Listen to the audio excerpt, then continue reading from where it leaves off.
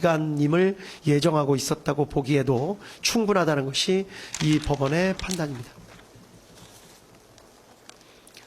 다음은 법리에 관해서 말씀을 드리겠습니다. 이 사건 문제되는 형법 규정의 국헌문란 목적의 정의 조항은 형법 제91조 제2호입니다. 이 부분에 관해서 간략하게 연역을 살펴보도록 하겠습니다. 연역적으로 로마 시대에는 국가의 기본 질서를 어지럽히는 행위를 내란죄로 처벌했지만 황제 시대에 이르러서 국가와 황제를 동일시하는 경향이 나타났고 황제에 대한 반역 행위까지 내란죄로 처벌하게 되었습니다. 중세 시대에도 이러한 성향이 강하게 나타나서 죽은 개인에 대한 배신 행위 등을 반역죄로 처벌하게 되었고 점차 왕이나 군주 자체는 반역죄, 내란죄를 저지를 수 없다는 인식이 중세시대 때는 강하게 퍼졌던 것으로 재판부에서 확인을 했습니다. 계기가 된 사건은 찰스 1세, 잉글랜드의 왕 찰스 1세 사건이었습니다. 영국에서 의회가 생기고 왕과 의회 사이에 세금 징수 문제 등으로 갈등을 빚는 일이 생기게 되다가 결국 잉글랜드 왕 찰스 1세는 의회가 자신의 잘못 200가지를 시정해달라는 취지의 결의문을 내자 이에 분노해서 직접 군대를 이끌고 의회 의사당에 난입해서 그 자리에서 의회를 강제로 해산시키는 일이 있었다는 점을 역사 교과서를 통해서 검찰이나 피고인 측이 다 알고 계실 거라고 생각합니다. 이러한 내전을 통해서 결국 찰스 1세는 반역죄 등으로 사형을 선고받고 죽게 되는 일이 있었습니다. 이때 판결을 살펴보면 왕이 국가에 대해서 반역을 하였다는 사실을 명백하게 인정을 한 것을 알 수 있습니다. 이때부터 왕에 대한 범죄라는 생각이 점차 바뀌어서 국민으로부터 주권을 위임받은 의회에 대한 공격을 하는 것은 왕이라 하더라도 주권을 침해하는 것이 되어 반역죄가 성립한다는 개념이 널리 퍼지게 된 것으로 보이고 그리고 이후부터는 18, 19세기를 거쳐 내란죄는 국가 존립을 침해하는 죄로 각국에 반영된 것으로 보입니다. 이러한 연역과 각국의 입법례, 기타 여러 가지 사정에 대해서는 판결문에 자세하게 설치가 되어 있습니다. 주변국의 사례를 잠깐만 말씀드리겠습니다. 아프리카나 남미 등 이른바 개발도상국의 경우에서는 선거로 당선된 대통령이 의회와 갈등을 일으켜 군부를 동원해서 의회의 기능을 정지시키는 사례 등이 여러 언론을 통해서 전해지고 있습니다. 실제 이로 인해 내란, 반란, 역모 등 유사한 형법 규정에 의해 처벌받은 사례를 찾아보기는 어렵습니다. 재판부에서 판단해 보기에는 성공한 않은 데다가 만약에 실패한 경우에는 그러한 일을 저지른 대통령이나 관료들이 외국으로 망명해서 수사나 재판이 진행되지 않는 경우가 많았기 때문인 것으로 보입니다. 이 때문에 개발도상국의 사례는 거의 참고할 수가 없었습니다. 다음으로 선진국의 사례를 말씀드리겠습니다.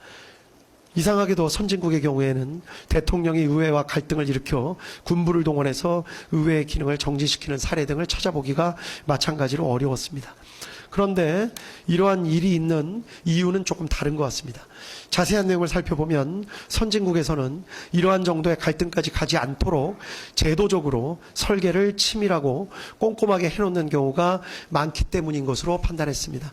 의회를 상원, 하원, 양원으로 나누어서 의회가 신중한 판단을 할 수 있도록 하거나 선거에서 의원들의 일정 비율씩만 교체하도록 해서 급격한 의회 구성의 변화를 막거나 임기 내에 의원에 대한 신임을 묻게 하는 중간 투표 등의 제도를 두어서 책임 있는 의정활동을 하도록 하는 장치 등을 두고 있기도 합니다. 또 상징적인 의미에서 왕을 두고 있는 국가들은 왕이 정부와 의회에 첨예한 갈등의 중재 역할을 하는 경우도 있는 것으로 보입니다. 대통령 등 행정부 수반에게 의회 해상권을 부여해서 갈등을 해결할 수 있는 제도적 장치를 마련해 두는 경우도 있는 것으로 보입니다. 이러한 연역, 다른 나라의 헌법 규정, 판례, 그리고 다른 나라 주변의 사례 등을 종합해서 보면 형법 제91조 제2호의 의미와 대통령이 형법 제91조 제2호의 국헌문란 목적 내란죄를 저지를 수 있다는 사정을 충분히 알 수 있습니다. 대법원은 국헌문란의 목적에 대해서 형법 제91조 제2호 헌법에 의하여 설치된 국가기관을 강압에 의하여 전복 또는 그 권능행사를 불가능하게 하는 것의 의미에 대해서 권능행사를 불가능하게 하는 것이란 헌법에 의하여 설치된 국가기관을 제도적으로 영구히 폐지하는 경우뿐만이 아니라 사실상 상당 기간 그 기능을 제대로 할 수 없게 만드는 것을 포함한다고 판시한 바 있습니다.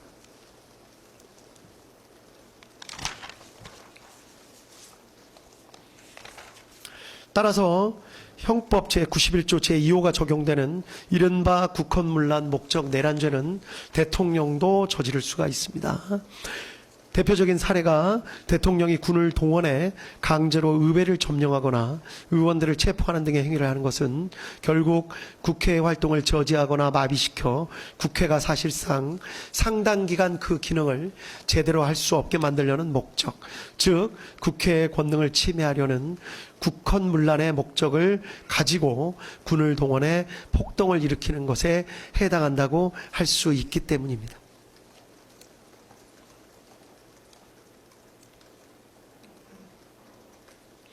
특히 행정부의 수반과 행정부를 견제하는 의회는 자칫 갈등과 긴장관계에 놓이기 쉽고, 이 경우 군에 대한 통수권을 가지는 행정부의 수반은 언제든지 군을 동원해 의회의 기능을 제대로 행사하지 못하게 만듦으로써 방해 없이 행정부의 정책 추진을 밀고 나가려는 강한 유혹에 빠지기 쉽습니다. 위와 같은 경우는 종종 역사에서 찾아볼 수 있고 아까 말씀드린 바와 같이 주변국에서 직접 목격되기도 합니다. 다음으로 대통령의 국가 긴급권 행사, 특히 비상계엄 권한 행사가 형법 제91조 제2호가 적용되는 국헌문란 목적 내란죄에 해당할 수 있는지 여부에 대해서 말씀드리겠습니다. 비상계엄 선포는 그 자체로 행정부나 법원 등 헌법에 의하여 설치된 국가기관의 권한 행사를 제약하는 성격을 가지고 있습니다. 따라서 계엄이 해제될 때까지 사실상 상당 기간 다른 국가기관의 기능을 제대로 할 수 없게 만드는 속성을 가지고 있는데, 비상계엄 선포 자체가 내란죄에 해당하는지가 문제가 될 수가 있습니다. 이러한 문제에 대해서는 먼저 계엄 선포의 형식적, 실제적 요건을 갖추지 못한 경우에는 형법 제91조 제2호가 적용되는 국헌문란 목적 내란죄가 성립된다는 견해가 있을 수 있습니다. 또 어떠한 목적을 가지고 있는지를 살펴서 국헌문란 목적이 인정되는 경우에만 국헌문란 목적 내란죄가 성립한다는 견해가 있을 수 있습니다. 실체적 요건을 갖추었는지 여부를 가지고 따지는 견해는 따르기가 힘듭니다. 일단 실체적 요건을 갖추었는지 여부에 대한 대통령의 판단은 존중되어야 합니다. 이를 섣불리 사법심사 영역으로 가져오는 것은 자칫 필요한 경우 판단을 주저하게 만드는 저해 요소가 될 수 있고, 절차적 요건을 따지는 것도 도대체 어느 정도까지의 절차를 어기는 것이 문제가 되는지 삼을 수 있는지가 어렵습니다. 따라서 형식적 실제적 요건을 갖추지 못한 경우에는 비상계엄 권한 행사가 내란죄가 된다는 주장은 받아들이기가 어렵습니다. 따라서 다른 견해, 원칙적으로 계엄의 요건을 갖추었는지 여부에 따라 내란죄가 성립되는 것은 아니나, 다만 비상계엄의 선포로도 할 수 없는 권한의 행사를 목적으로 하는 것이라면, 즉 국회의 권한을 침해하거나 행정사법의 본질적인 기능을 침해하는 것, 우리 헌법이나 계엄법 등은 비상계엄을 하더라도 국회의 권한을 침해하거나 행정사법의 본질적인 기능은 침해할 수 없도록 정하고 있습니다. 따라서 비상계엄을 하더라도 국회의 권한을 침해하거나 행정사법의 본질적인 기능을 침해할 수 없는데, 이를 목적으로 해서 비상계엄을 선포하는 것이라면 비록 헌법이 정하고 있는 권한행사라 하더라도 이때에는 형법 제91조 제2호가 적용되는 국헌문란 목적 내란죄가 성립할 수 있다는 것이 이 법원의 판단입니다. 따라서 원칙적으로는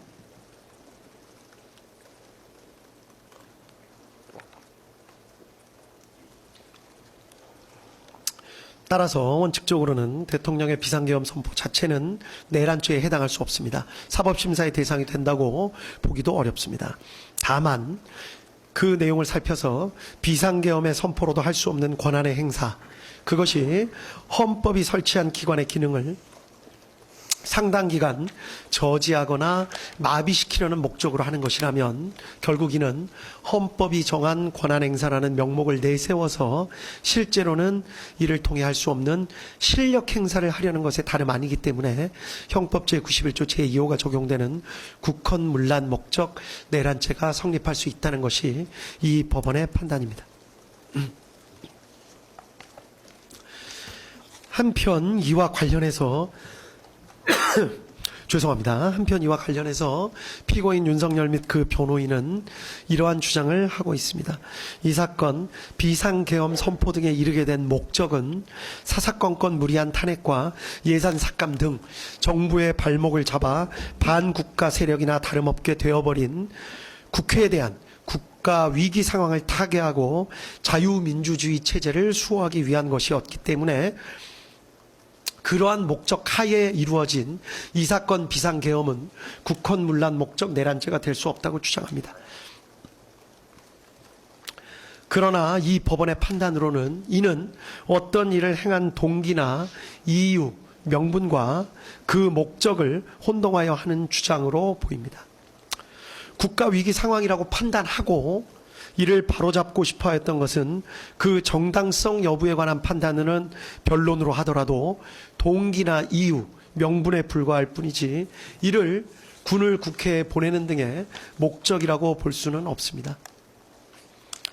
위와 같은 동기나 이유 때문에 피고인 윤석열, 피고인 김용현이 군대를 보내 국회를 봉쇄함으로써 국회의 활동을 상당 기간 저지하거나 마비시켜 국회의 기능을 제대로 할 수 없게 만들려는 목적을 가지게 되었던 것이고 그 목적을 이루기 위한 수단으로 비상계엄, 병력 출동 및 국회 봉쇄 시도 등의 행위에 나아간 잘못을 저지른 것은 명백하게 구분되어야 합니다.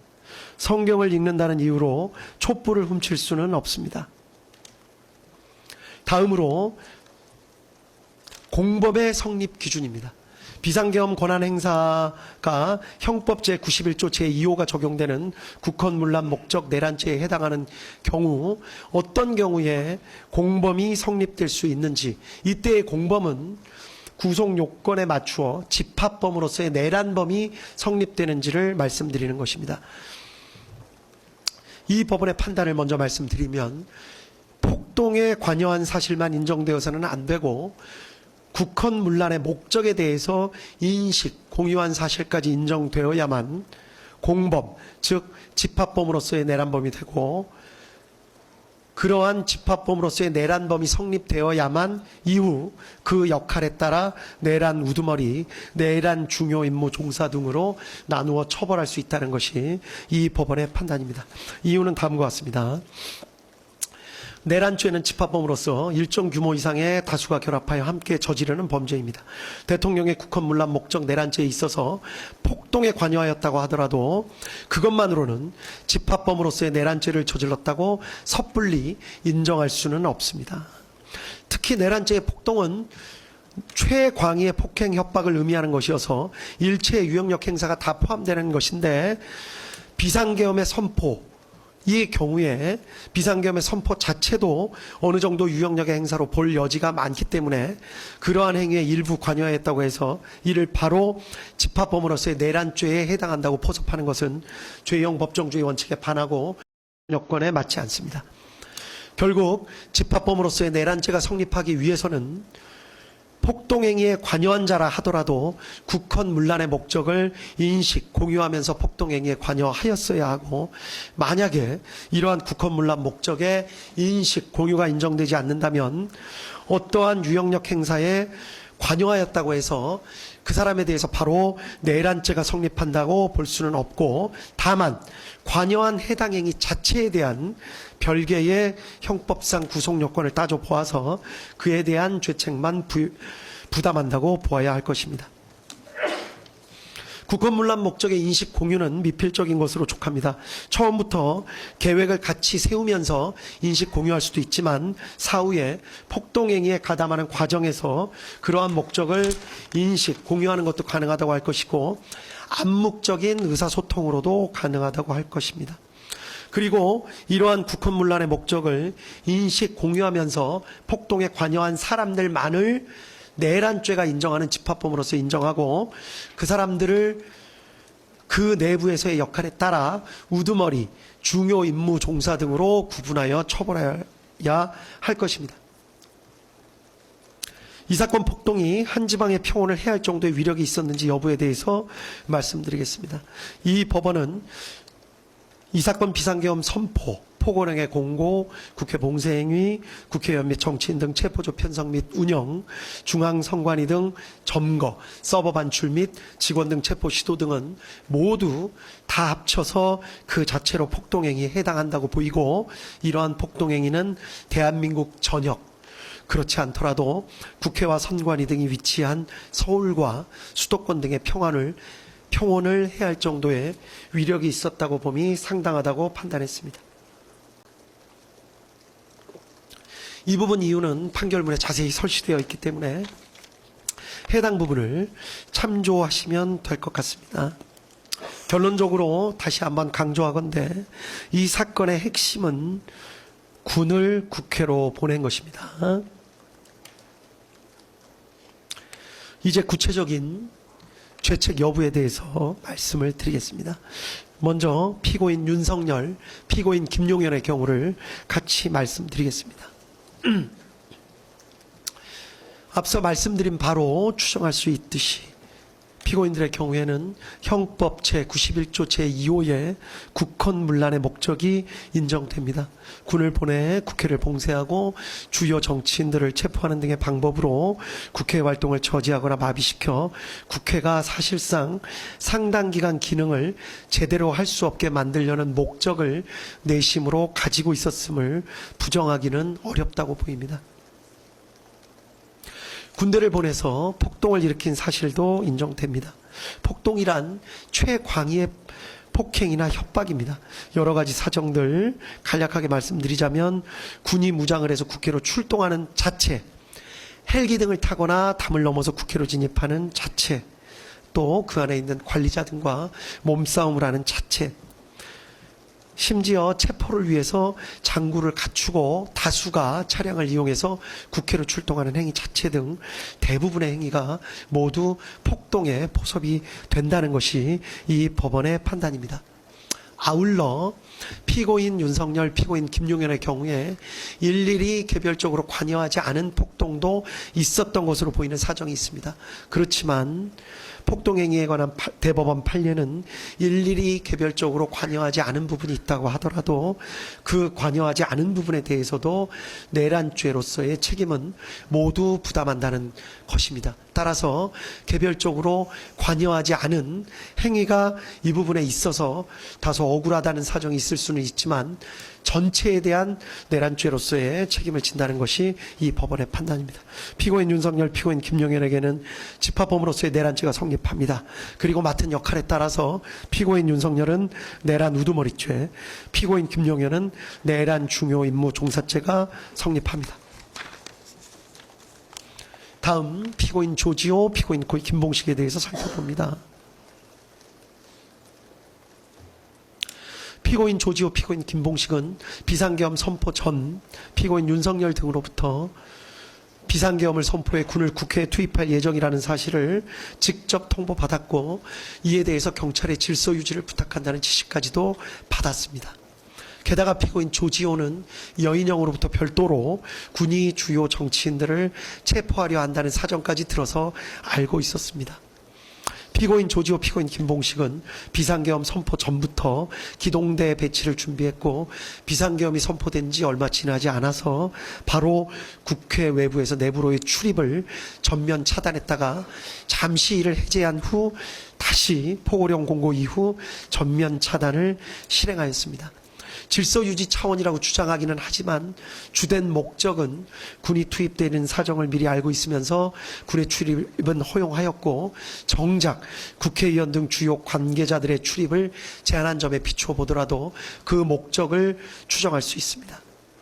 이러한 사정들을 종합해보면 피고인 조지호, 피고인 김봉식은 비록 처음부터 계획에 관여하고 설계했던 것은 아니지만 국헌문란의 목적, 즉 피고인 윤석열과 피고인 김용현이 군을 보내 국회를 봉쇄하고 주요 정치인들을 체포하는 등의 방법으로 국회 활동을 저지하거나 마비시켜 국회가 사실상 상당 기간 그 기능을 제대로 할 수 없게 만들려는 목적을 가지고 있다는 사실을 인식, 공유했다고 보기에 충분하고, 이에 따라 위 폭동행위에 가담한 것으로 평가할 수 있습니다.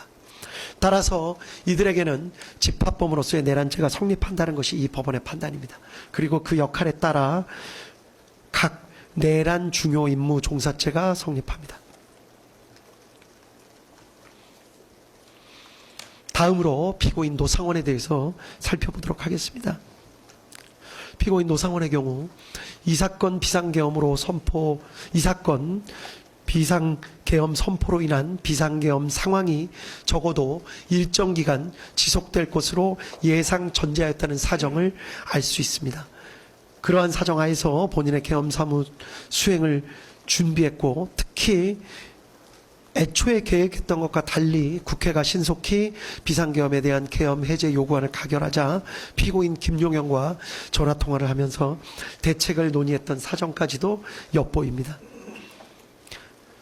정보사령관까지 역임했고 국방부 장관인 피고인 김용현과 이 사건 비상계엄에 대해서 상당히 구체적으로 논의했던 것으로 보이는 사정, 그리고 본인이 주축이 되는 제2수사단의 계엄사무 수행에 있어서 군인을 투입시키려고 했던 사정 등까지 종합해보면 피고인 노상원은 적어도 이 사건 비상계엄 선포 후 군이 국회에 출동해서 상당 기간 국회 활동을 방해하거나 적어도 계엄 해제 요구권을 무력화시키는 등 상당 기간 저지할 것을 예상했던 것으로 볼 수 있다는 것이 이 법원의 판단입니다. 따라서 피고인 노상원도 국헌문란 목적을 인식 공유하면서 폭동행위에 가담한 것으로 평가할 수 있다고 보입니다. 따라서 집합범으로서의 내란죄가 성립하고 그 역할에 따라 내란 중요임무 종사죄가 성립합니다. 다음 피고인 목현태에 대해서 살펴보도록 하겠습니다. 피고인 목현태는 국회 경비대장으로서 처음부터 국헌문란의 목적을 인식 공유한 것으로는 보이지 않습니다. 여러 가지 사정을 살펴보면 피고인 목현태에 대해서는 이 재판부가 수차에 걸쳐서 피고인 목현태에 관한 여러 가지 사정이나 사실관계를 다시 한번 살펴보고 또 논의를 해보았으며, 피고인 목현태에게 혹시 억울한 사정이나 기타 달리 볼 수 있는 사정이 있지 않은가 하고 여러 차례 토의와 논의를 해보았습니다. 그러나 아쉽지만 다음과 같은 사정에 비추어 보면 피고인 목현태에게도 집합범으로서의 내란죄가 인정된다고 볼 수밖에 없다는 것이 이 법원의 판단입니다. 피고인 목현태는 국회경비대장으로서 처음부터 국헌문란 목적을 인식 공유한 것으로는 보이지 않지만 국회의원 등의 출입을 차단하라는 지시를 받고 그대로 이행하면서 심지어 국회 사무처 관계자들로부터 명시적인 항의를 받기도 했고 직접 군의 출입이 허용되는 사정까지 목격하면서도 계속해서 국회의원 등의 출입을 차단하는 행위에 가담했습니다. 미필적으로나마 자신들이 하는 행위가 국회 활동을 저지하거나 마비시키는 행동이 될 수 있다는 사정을 알았던 것을 부인하기는 어렵다고 판단이 됩니다. 따라서 피고인 목현태에게도 집합범으로서의 내란죄가 성립하고 역할에 따라 내란 중요 임무 종사죄가 성립한다는 것이 이 법원의 판단입니다. 다음 피고인 김용군에 대해서 살펴봅니다. 검사는 피고인 김용군이 피고인 노상원의 정보사령부 병력 선관위 과천청사 투입 및 부정선거 수사계획에 공모 가담하였다고 기소를 하였습니다. 결론부터 말씀드리면 피고인 김용군의 경우에는 공소 사실과 같이 피고인 노상원의 계획에 공모 가담한 사실 자체를 인정할 증거가 부족하다는 것이 이 법원의 판단입니다. 따라서 피고인 김용군은 집합범으로서의 내란죄 성립 여부를 따질 필요 없이 그 자체로 범죄가 성립한다고 볼 증거가 부족합니다.